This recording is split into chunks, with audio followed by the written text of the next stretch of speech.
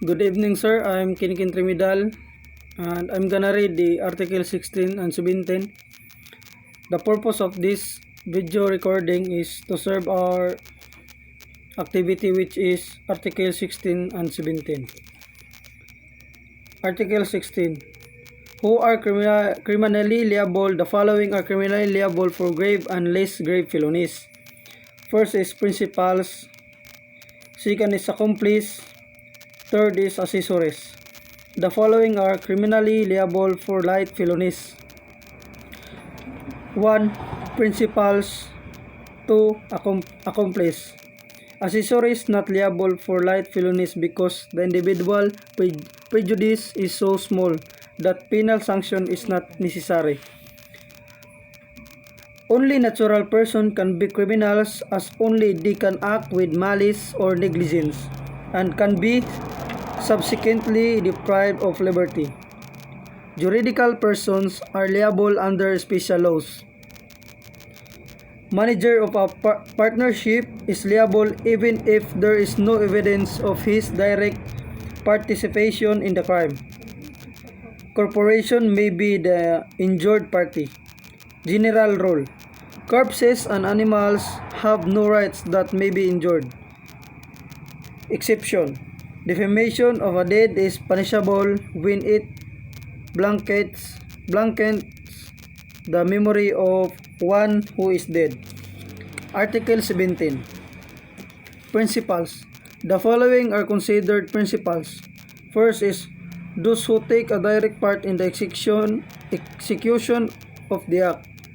Second is those who directly force induce others to commit it. Third is those who cooperate in the commission of the offense by another act without which it would not have been accomplished. Principals by direct participation. Requisites of 2 or more to be principals by direct participation. First is participated in the criminal resolution or conspiracy. Second is carried out their plan and personally took part in its execution by act with directly tended to the same end. Conspiracy is unity of purpose and intention. Establishment of conspiracy. First is proven by overt act. 2 is not mere knowledge or approval. 3 is not necessary that there be formal agreement. 4 must prove beyond reasonable doubt.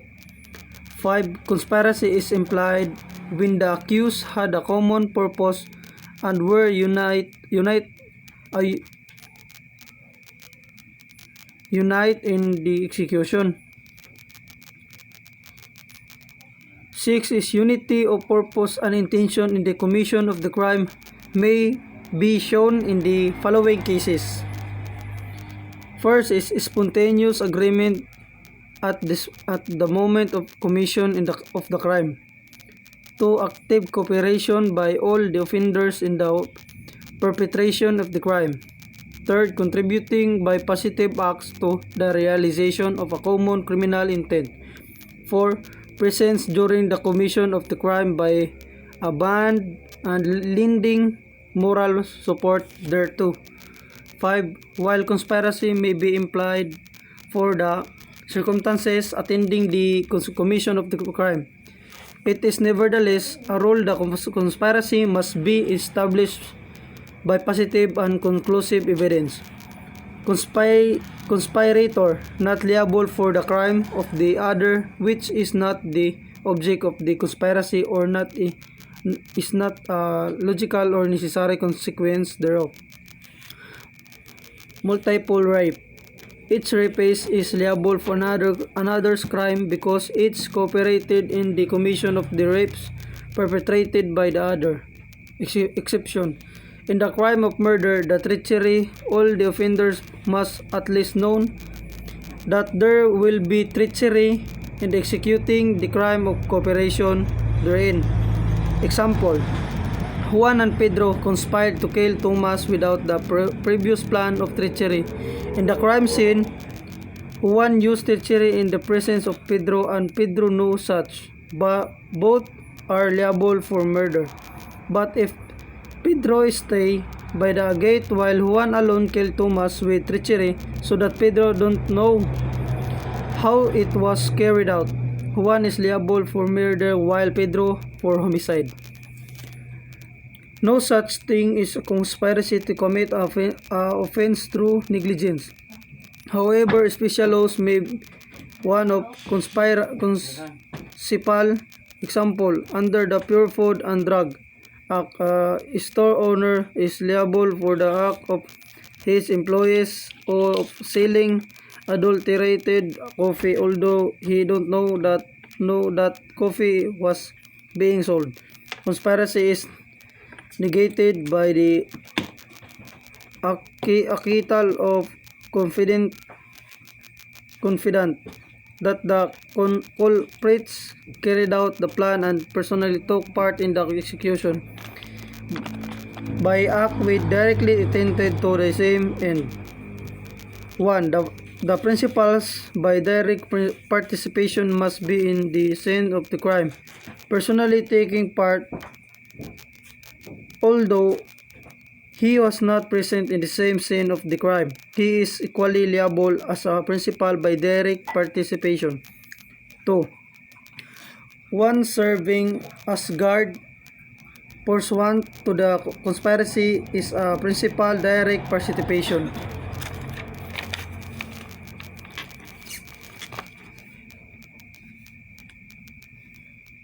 If the second element is missing, those who did not participate in the commission of the act of execution cannot be held criminally liable unless the crime agreed to be committed in treason, sedition, or rebellion.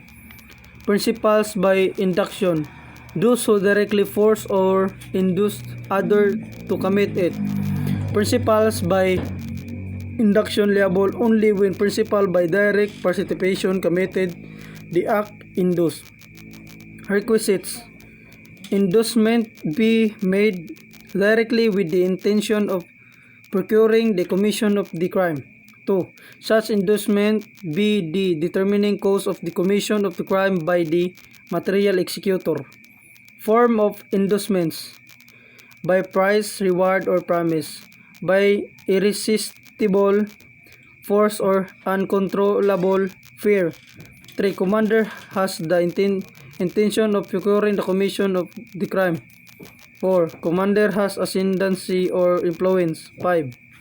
Word use: be so direct, so efficacious, so powerful.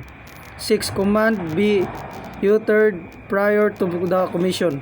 7. Executor had no personal reason for imprudence. Advice does not constitute sufficient inducement. 5. Requisites for words of command to be considered inducement: word uttered in the heat of anger and in the nature of the command that had to be obeyed do not make one an inductor. Inducto others, liable only when the crime is executed. Proposes to commit a felony. Inductor others same. Punishment at once when proposes to commit rebellion or treason. The person whom the propose should not commit the crime, otherwise the latter becomes an inductor. Covers any crime. Covers only treason and rebellion.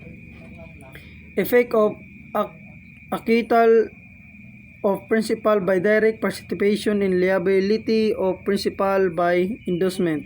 First, conspiracy is negated by the acquittal of the co-defendant. 2. One cannot be held guilty in instigating the commission of the crime without first showing that the crime has been actually committed by another, but if the one charged in as principal by direct participation be acquitted because he act without criminal intent or malice, it is not a ground for the acquittal of the principal by endorsement. Principals by indispensable cooperation.